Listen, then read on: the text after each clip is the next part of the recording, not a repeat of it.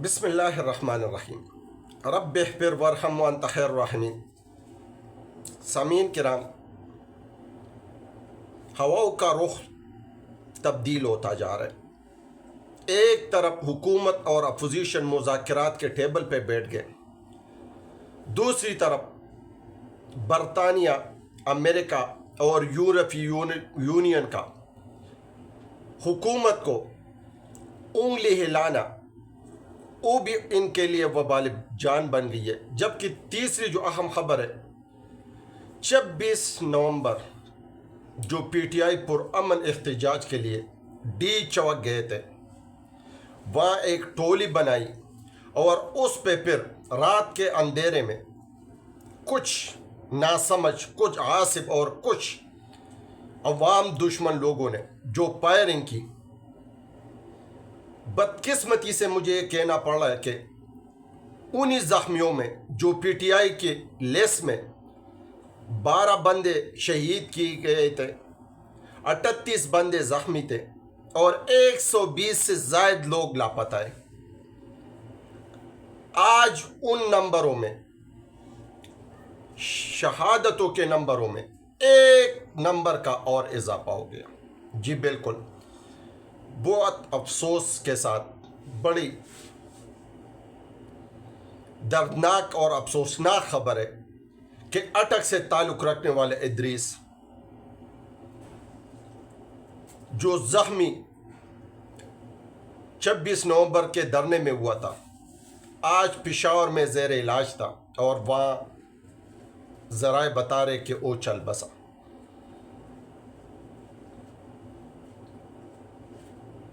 لیکن ان کا بدلہ لینے کے لیے عمران خان صاحب بار بار اپنی قیادت کو، اپنی لیڈروں کو جھنجھوڑ رہا تھا کہ آپ لوگ عدالت کا دروازہ کھٹکھٹائیں، آپ لوگ پلانا پہ ایف آئی آر درج کر لیں، آپ لوگ انٹرنیشنل میڈیا پہ آواز اٹھائیں، انٹرنیشنل کورٹ میں چلے جائیں۔ جبکہ یہاں سے جو نکمے، نکٹو اور ضلالت جو ان کے ذہن میں دسی ہوئی ہے، وہ لوگ تو ان چیزوں سے لا تعلقی کا اظہار کرتے تھے۔ کوئی کہہ رہا تھا کہ نمبر بتاؤ، کوئی کہہ رہا ہے کہ ثبوت لا کے دکھاؤ، کوئی کہہ رہا ہے کہ آپ ویسے ہوا میں فائر کر رہے ہیں۔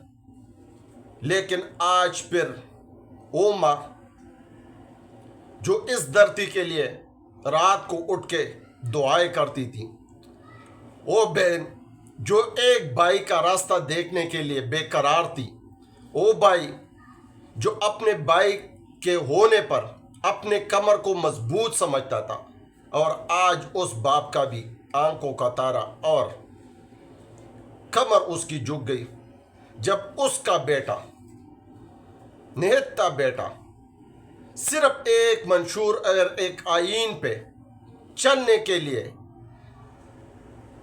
وہ بھی اس دنیا سے رحلت کر گیا ہے۔ بڑی افسوس کی مقام ہے۔ دوسری طرف انیس ستی جو شہید ہوا ہے، اس کا باپ پی ٹی آئی کے پنجاب کے صدر کو درخواست کر رہے، اس کو اطلاع دے رہے کہ میرا بیٹا فلانے جگہ سے اٹھایا گیا، میرا بھتیجا جو کیس کا تگدو کر رہا تھا یا ایف آئی آر درج کر رہا تھا، ہمارے اوپر سے بہت پریشر تھا، ہمیں ذلیل کر رہا تھا، اس کو بھی فلانی جگہ سے اٹھا لیا گیا۔ یہ حماد اظہر صاحب نے اپنے ٹویٹ میں یہ سارا خط سامنے رکھ دیا۔ یہی تو حال ہے۔ بہت سے ایسے لوگ جب مائیں، جب یہ دھرتی اپنے بچوں کو گود میں نہیں لیتے، ان کے سر پہ شفقت کا ہاتھ نہیں رکھتے، تو یا تو بارڈروں پہ شہید ہوتے، یا بیرون ملک جاتے، غیر قانونی طور پہ سمندر میں ڈوب جاتے ہیں، یا زہر کھا لیتے اور یا غلط راستوں میں چڑھ جاتے ہیں۔ اللہ اللہ کر کے بہت دیر کے بعد پی ٹی آئی اور پوزیشن ٹیبل پہ بیٹھ گئے.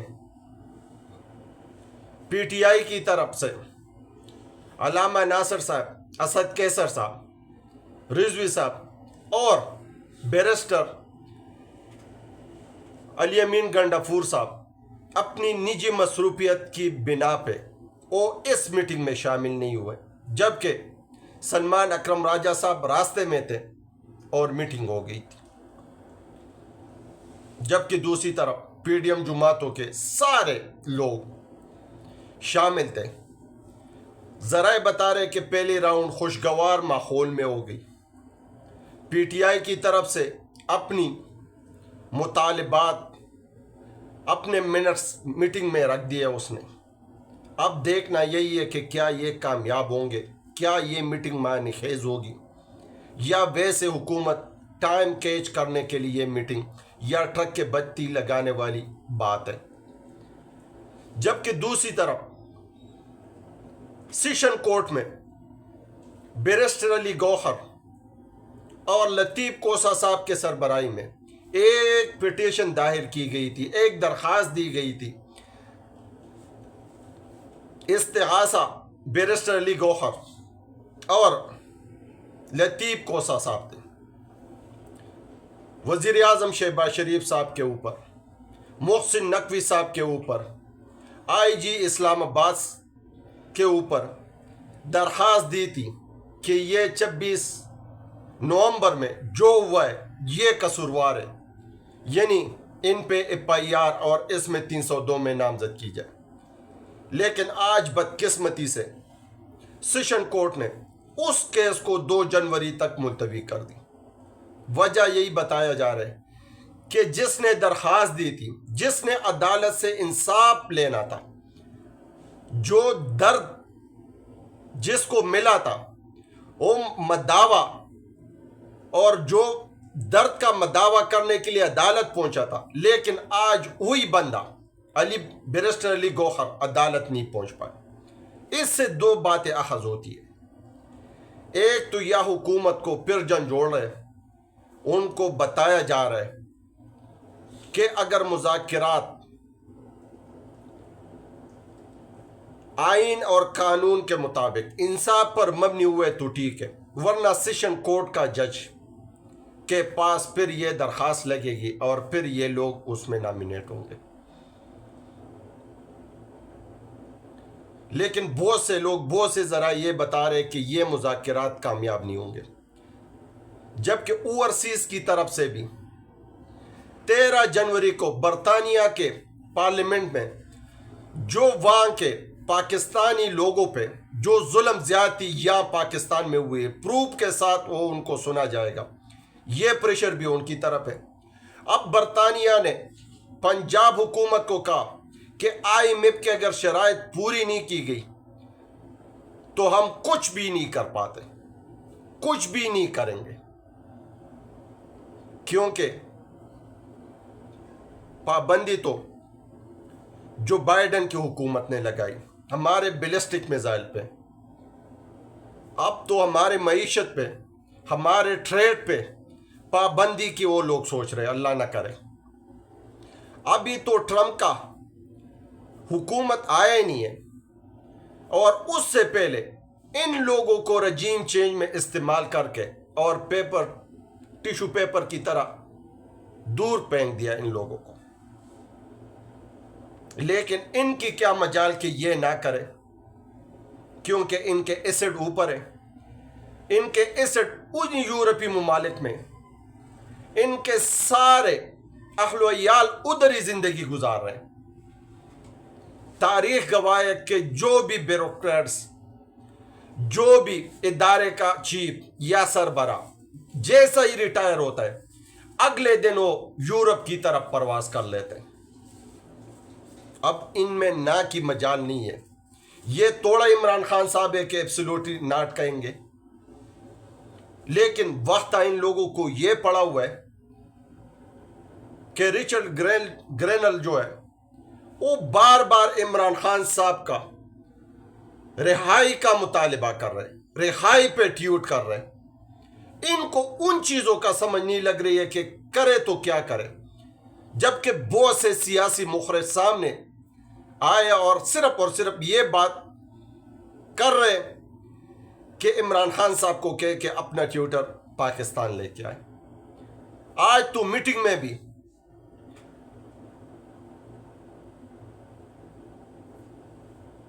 اسحاق ڈار صاحب اسد کیسر صاحب کے کندھے پہ ہاتھ رکھ کے التجا کر رہے کہ اب ہماری مذاکرات شروع ہو گئی ہے، لہٰذا عمران خان صاحب کو کہے کہ اپنا ٹویٹر پاکستان لائے یا ان کو تھوڑا سا بند کر دیں۔ عمران خان صاحب کی ٹویٹ جو ہے ان کے لیے وقت ہے، سوشل میڈیا ان کے لیے وقت ہے۔ اب بلاول صاحب بھی کبھی حکومت کی طرف تو کبھی حکومت کے خلاف کھڑے ہوتے ہیں۔ وہ آج کل وہ بجھی سی ہے، وہ زیادہ خوش نظر نہیں آ رہے، جبکہ دوسری طرف سیاست کا بے تاج بادشاہ زرداری صاحب بھی آئے، آج شہباز شریف صاحب سے ملاقات بھی کی، معیشت پہ بھی بات کی، سیاسی پہلو پہ بھی بات کی، اور جو آج کل پاکستان میں چل رہا ہے وہ بھی زرداری صاحب کے سامنے رکھ لیں۔ لیکن ذرائع بتا رہے کہ جس طرح مشرف کو بال کی طرح، دودھ سے بال کی طرح باہر پھینکا تھا زرداری صاحب نے، اسی طرح نون لیگ کو بھی یہی بندہ کسی کام کا نہیں چھوڑیں گے، جبکہ اب تو نون لیگ کے اندر والے لوگ خود اس بات کا قائل ہو گئے کہ جو کچھ ہو رہا ہے ٹھیک نہیں ہو رہا ہے، ہمیں زبردستی بٹھایا گیا ہے، ہماری سیاسی کیریئر ختم کی ہے، پاکستان کو نقصان دیا ہے۔ اب تو عمران خان صاحب کا اوورسیز کا سیول نافرمانی کا کال، لوگ ویسے بھی تیار، پاکستان میں ویسی بھی ہچکچاہٹ والی ماحول ہے، ویسی بھی لوگ جولی اٹھا کر بد دعائیں دے رہے ہیں اس حکومت کو۔ گیس مہنگی، بجلی مہنگی، ڈالر مہنگا، پیٹرول مہنگا، حتیٰ زندگی کا ہر عوشے مہنگا جو میرے اور آپ کے پہنچ میں پہلے ہوتا تھا اور ابھی بڑی مشکل سے پورا ہوتا ہے۔ لیکن اللہ کرے کہ پاکستان میں سیاسی عدم استحکام جو بنا ہوا ہے وہ ختم ہو جائے، پاکستان پہ اللہ اپنا کرم کرے کہ جو گرما گرمی ہے، جو لوگوں میں غصہ ہے، جو لوگوں میں نفرت ہے، وہ پیار اور محبت میں بدل جائے، جو اداروں کے لیے لوگوں میں ناراضگی ہے، اللہ کرے کہ کوئی ایسا کرشمہ ہو جائے تاکہ یہ لوگ خوشی میں کنورٹ ہو جائے، لیکن نظر نہیں آ رہے کیونکہ کوئی پہل نہیں کر رہے، اور اگر کوئی پہل کرے گا تو وہ اس وقت کا سب سے بڑا شہنشاہ اور سب سے بڑا سیاستدان ہوگا۔ اللہ کرے کوئی ایسا کرشمہ سامنے آئے کہ ہر بندے کے ہر زبان پہ اور ہر ایک کے کول و پیل پہ ایک ہی بات سامنے آ جائے کہ پاکستان ہمارا ہے اور ہم پاکستان کے۔ پاکستان زندہ باد، پاکستان پائندہ باد۔